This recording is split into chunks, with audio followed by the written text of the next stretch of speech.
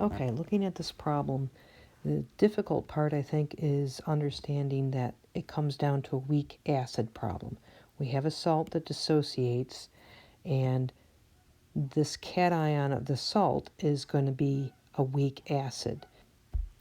We can pick that up because we're given this conjugate base. It differs from this acid simply by an H+. We're given the Kb.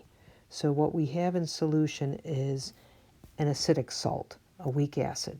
So we can calculate our Ka, and we go through everything as a typical weak acid problem. We make our simplifying approximation. Now I wanted to point out is that when we have a weak acid in solution and we can make a simplifying approximation, that this is how we get to our final answer. Similarly, if we have a weak base in solution and the simplifying approximation is appropriate, we can solve for the hydroxide ion concentration this way.